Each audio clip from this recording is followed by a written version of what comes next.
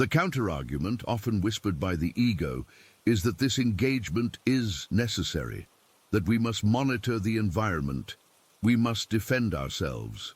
But Seneca observed that we often suffer more in imagination than in reality. You are not defending yourself. You are merely collecting receipts for future grievances, meticulously building an archive of injustice that serves no one but the architects of your own misery.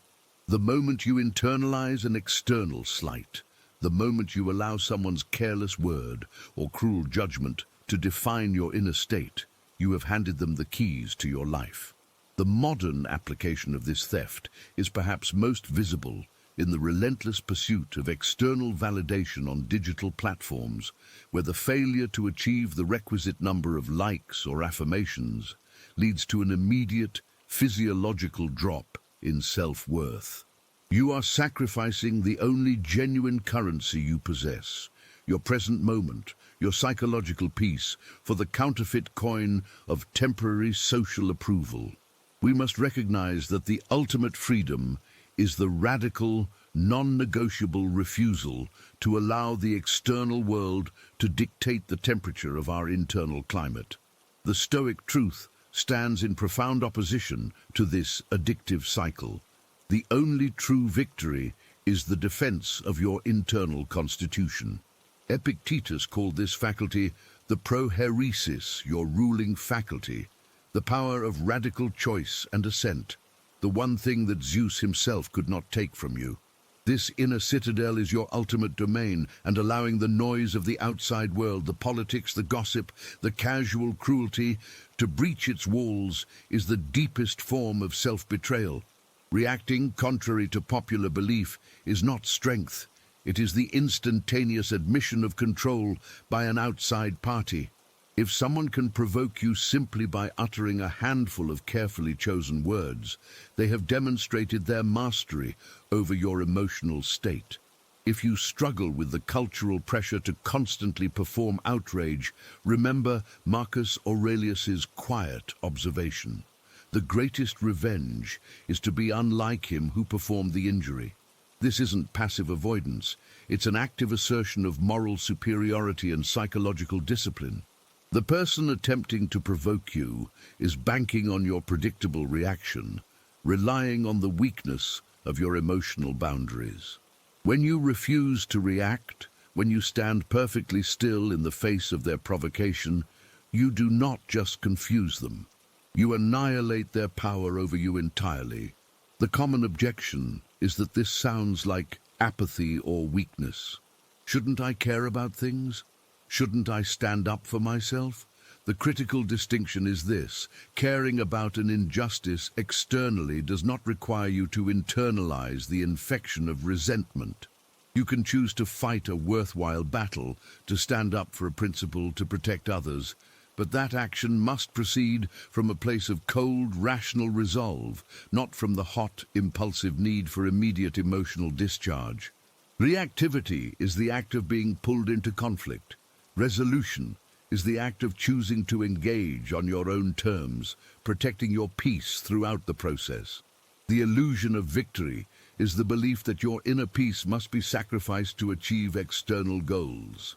The Stoic truth is that your inner peace is the necessary precondition for any effective, long-term, ethical action.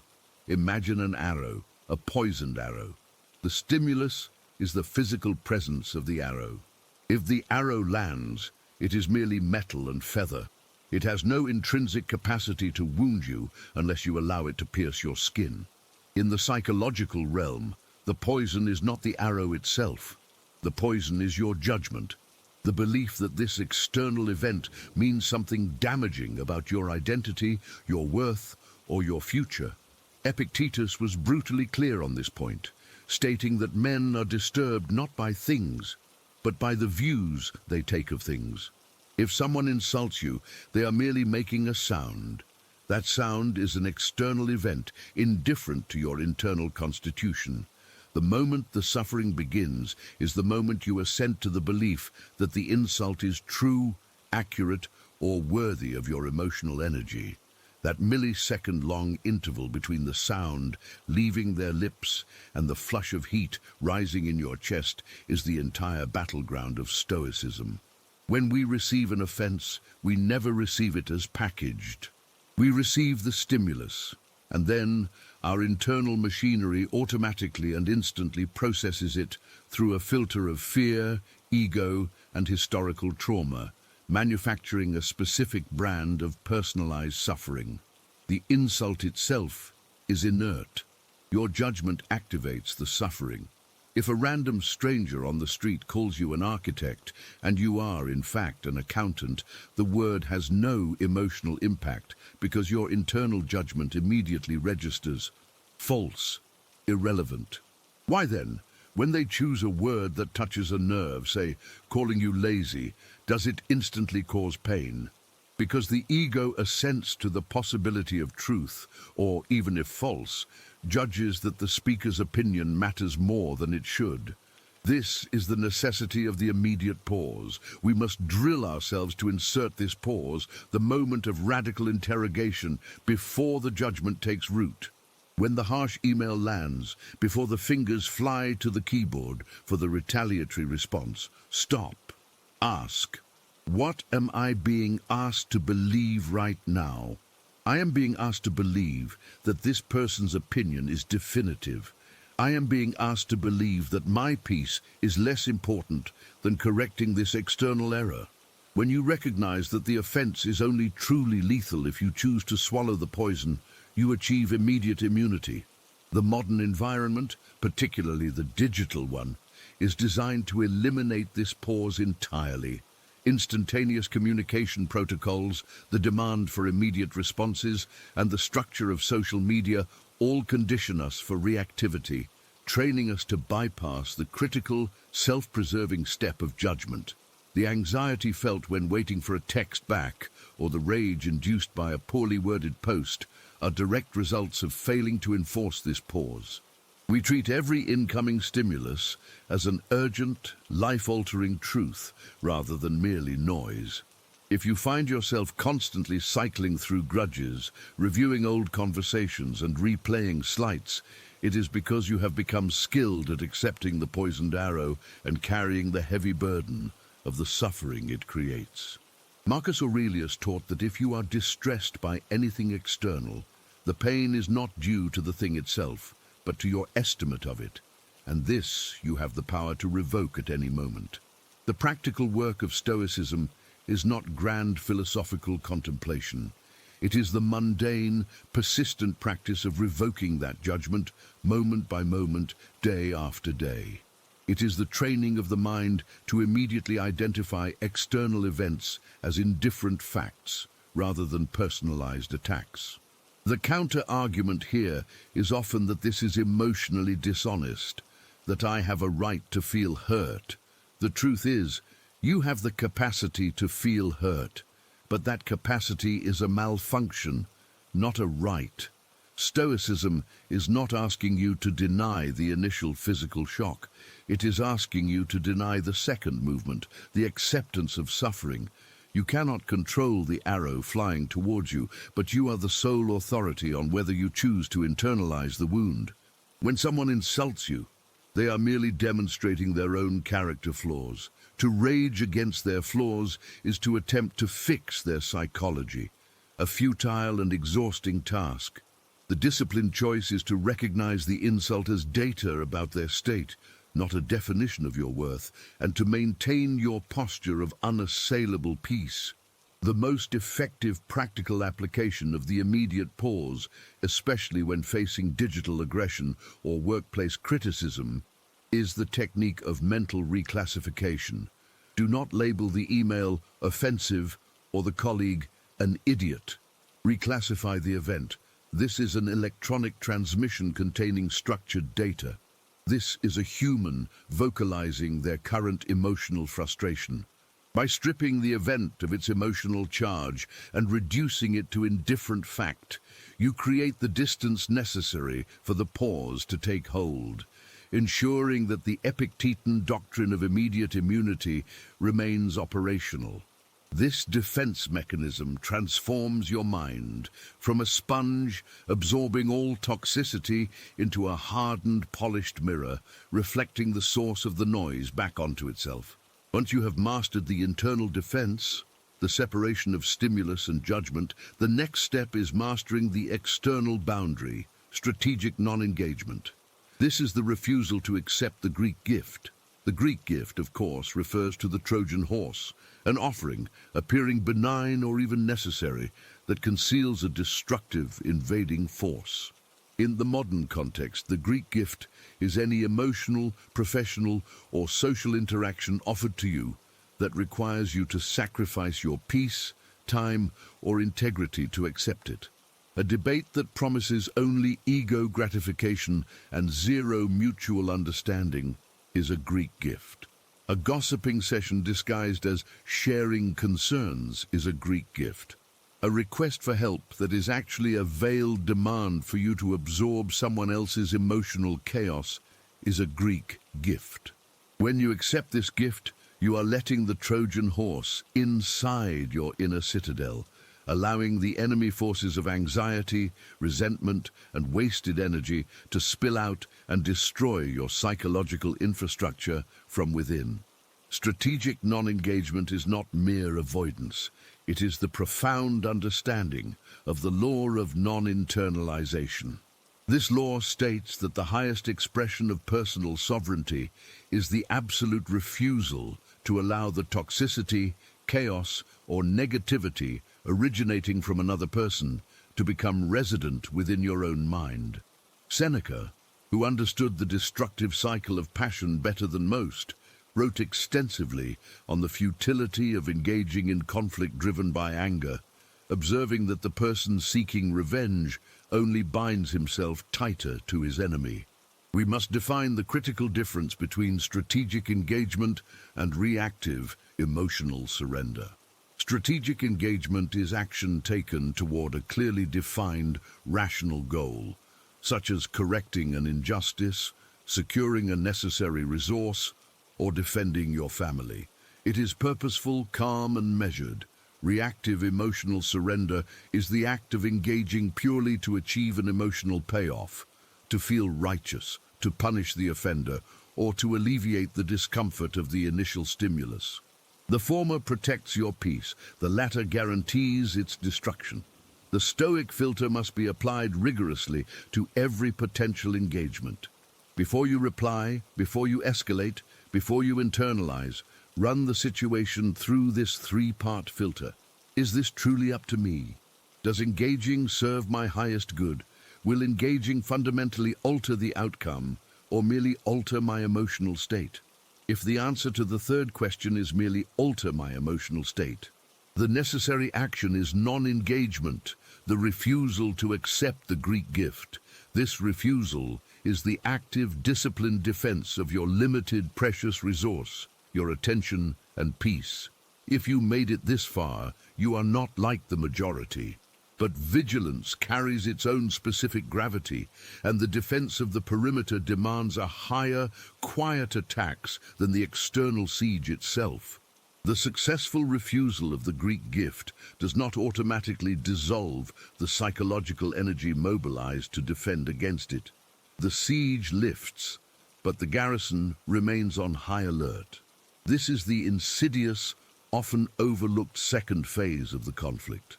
The subtle war of attrition waged not by the enemy, but by the internal residue of the conflict they attempted to start. This phenomenon is best understood as friendly fire. Friendly fire is the energy cost of the preemptive argument the mind constructs, runs, and resolves, even when the external confrontation is successfully aborted. You have refused the invitation to the rhetorical duel, yet the blade remains half drawn in the sheath of your consciousness. The ego, anticipating the attack, has already formulated the perfect rebuttal, catalogued the opponent's logical flaws, and experienced the resulting flash of righteous indignation. You achieved non-engagement externally, but internally the skirmish played out in high definition. This internal expenditure is the ultimate sabotage of attention. It is the silent, pervasive bleed of psychological resource into an echo chamber. When you successfully avoid the public debate about the latest ideological contagion, you feel the momentary triumph of self-control. But if you spend the next 2 hours privately rehearsing what you would have said, or mentally scrolling through the potential comment section of the fight that never happened, you have lost Pillar 2 entirely. You refused the external poison only to synthesize an identical endogenous toxin. The majority believes that conflict is defined by the moment of exchange. The sophisticated few understand that the true damage is done in the hours that follow the potential exchange, when the mind, deprived of external catharsis, turns its mobilized defenses upon the self. Every resource allocated to defending against a future, theoretical, or successfully avoided argument is a resource stolen from the present act of creation or deep contemplation. Friendly fire manifests as exhaustion without activity, anxiety without imminent threat, and the dull, persistent sense that one is always on guard. The defense mechanism, having successfully neutralized the external threat, cannot immediately be convinced to stand down. It lingers, an over-caffeinated sentinel peering into the fog where the enemy used to be.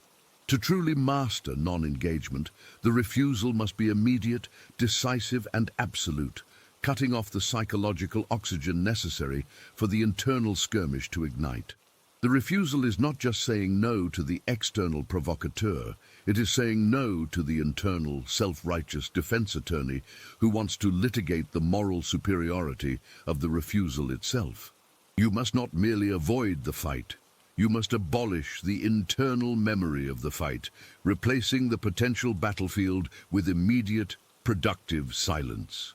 We now proceed to Pillar 3. The greatest philosophical error of the contemporary mind is the persistent belief that life is primarily a game of reaction. People are defined by their response to external stimuli, the news cycle, the actions of rivals, the demands of the environment. Their reality is a derivative calculation based on inputs they did not choose. The 3 pillars, clarity of self, non-engagement, and construction, are not sequential steps that result in a better version of your current life. They are geometric axioms that fundamentally change the nature of the reality you inhabit. Pillar 3, the construction, is the final destination, the synthesis of the preceding disciplines. If Pillar 1 established what you are, and Pillar 2 established what you are not, Pillar 3 establishes what you build. The moment you cease to be defined by what you reject, you must immediately be defined by what you produce. The universe abhors a vacuum, and an attention field cleared of noise will instantly seek new input.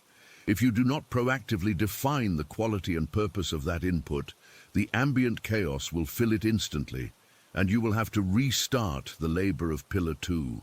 The disciplined life is a constant, proactive installation of structure.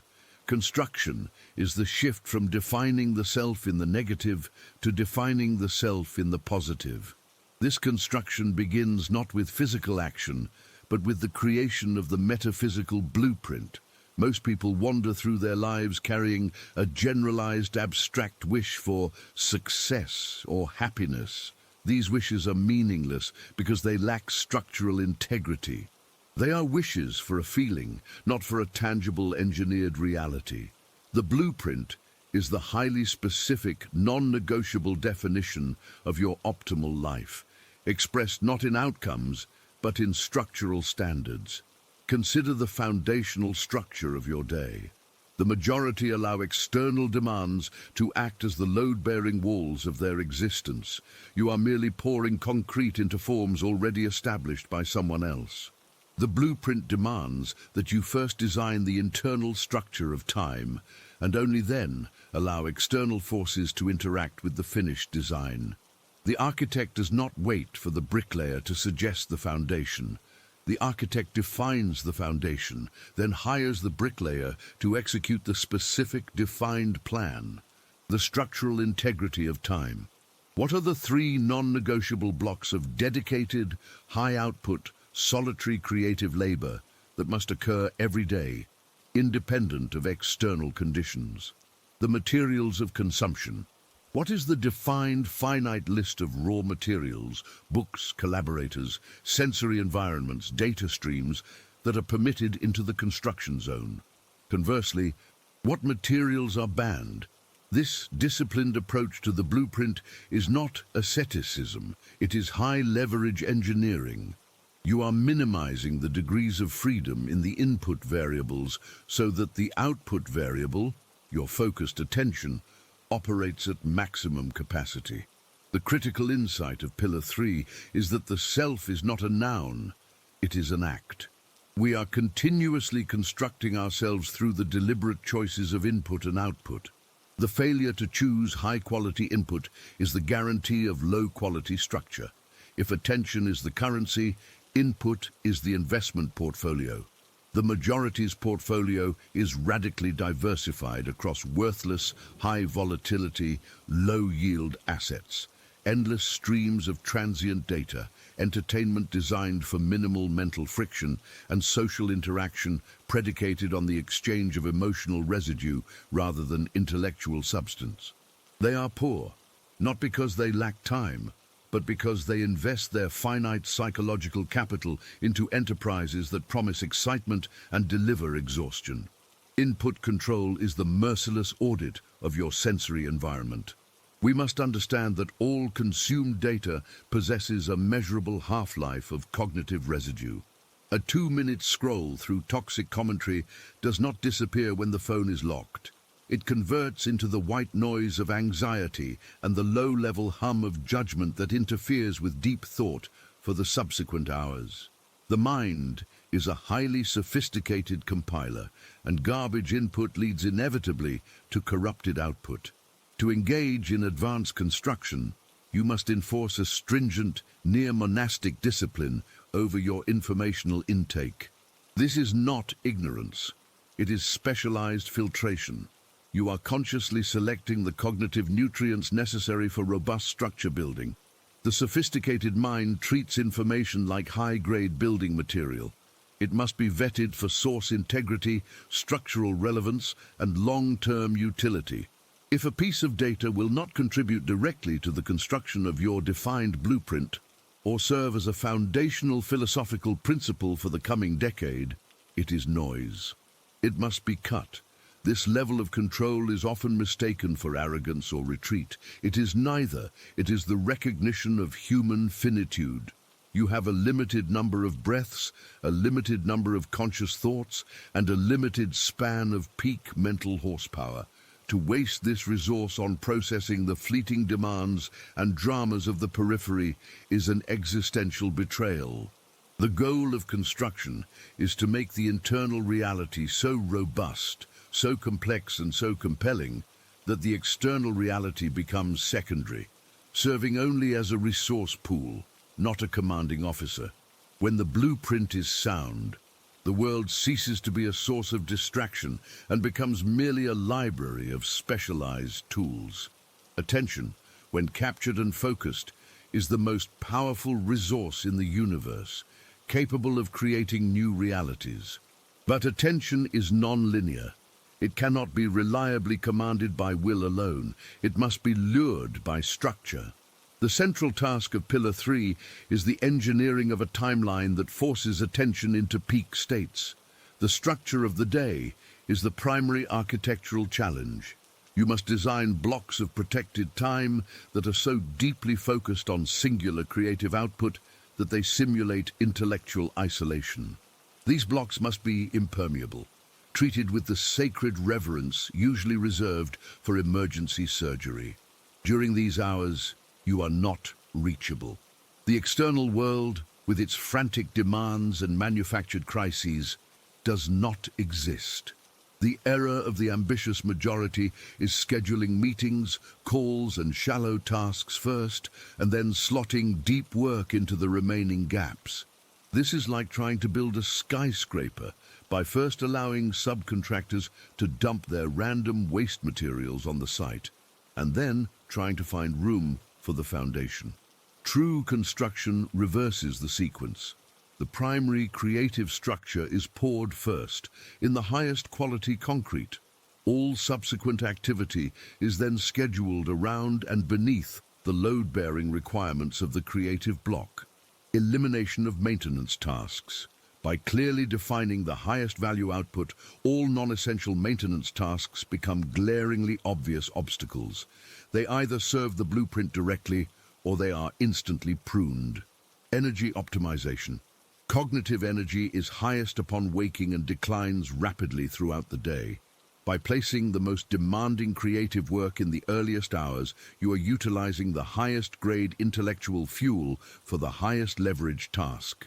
The afternoon is then left for lower grade administrative work, meetings, or rest. The majority reverses this, wasting peak energy on reactive maintenance, leaving only exhausted residue for proactive creation. Construction is the sustained, rigorous dedication to this engineered hierarchy. It is the insistence that the world adapt to the necessary rhythms of your highest productive state, rather than the inverse. This insistence requires the constant application of Pillar 2 to defend the integrity of the structures you have built. The two disciplines function in tandem. The wall defends the construction, and the construction justifies the wall. Once the structure is built, soundly engineered and rigorously maintained, it begins to exert a profound, often invisible influence on the world around it. This is the silent impact. The common obsession of the modern era is the pursuit of explicit, measurable influence, virality, visibility, validation, and overt confrontation. The majority seeks to change the world by engaging in direct argument, by shouting louder, or by occupying more visible space. The highest form of influence, however, operates at a different frequency entirely. The silent impact is the phenomenon where the structural integrity of a single entity begins to alter the physical and psychological gravity of its environment, without the necessity of direct engagement. Think of an Archimedean lever. The majority are expending vast energy, attempting to push the Earth directly, resulting in negligible movement and total exhaustion. The individual operating under Pillar 3 has built a flawless, high-density structure and has dedicated their attention to refining the mechanics of the lever. The silent impact is not the result of saying the right thing. It is the result of being the right thing. When a mind operates consistently under the high standards of Pillar 1, Pillar 2, and Pillar 3, it develops a measurable psychological density. This density repels noise and attracts clarity. People unconsciously recognize structural integrity. They gravitate toward it because the presence of a truly constructed being offers a momentary respite from the chaos of their own unmanaged lives. The constructed individual does not have to preach Stoicism. Their very presence is a practical demonstration of its possibility. They do not have to argue against distraction. They are the living negation of distraction. The impact is silent because it operates through resonance, not noise, altering the field of interaction. When you enter a conversation, if your internal world is architecturally sound, the quality of the interaction immediately elevates. People cannot bring chaos to a meeting with an entity of high structural integrity. They unconsciously adjust their language, their emotional pitch, and their focus to meet the standard you embody. You have silently enforced a higher frequency standard simply by occupying space. The standard bearer. The greatest impact is simply the existence of the proof. If you can build and maintain a complex, peaceful, high-output reality in the face of universal systemic chaos, you demonstrate that the chaotic inputs are not mandatory, but optional. Your life becomes an unwritten blueprint for others seeking freedom. You are not leading a movement, you are merely defining the possibility space. Crucially, the silent impact requires no validation. The constructed entity does not need recognition, because the value is inherent in the structure itself, independent of external appraisal. If the building is structurally sound, it does not matter if passers-by are aware of the quality of the rebar. The building stands, and its standing changes the skyline. The pursuit of silent impact is the final liberation from the external approval mechanism. It is the ultimate expression of sophisticated self-reliance. You are not performing for the audience, you are executing the blueprint for the only entity whose judgment truly matters, the self-architect. We began this journey by noting that the essential conflict of modern existence is the zero-sum struggle for attention, the only resource that once spent cannot be replenished. We have mapped the path from reactive struggle to proactive construction through 3 interlocking pillars. Pillar 1, clarity of self, the definition of the non-negotiable standards and the existential allocation of attention, the establishment of the metaphysical boundary. Pillar 2, non-engagement, the active, disciplined refusal to accept external demands that violate the boundary, including the vigilance against the resulting psychological friendly fire, the defense of the boundary. Pillar 3, construction, the rigorous, continuous application of focused attention to the creation of an internal and external reality defined by the self, the utilization of the protected space. These 3 processes, when executed simultaneously, create a dynamic, self-reinforcing loop that separates the practitioner from the general population. The majority lives in a perpetual state of flux, their identities derivative of the latest event. Their attention is scattered, their energies diluted, and their peace perpetually negotiable. They are passive reactors, victims of the narrative and emotional chaos generated by the system. The constructed individual achieves a state of structural freedom. They are no longer defined by the world's demands, but by their own architecture.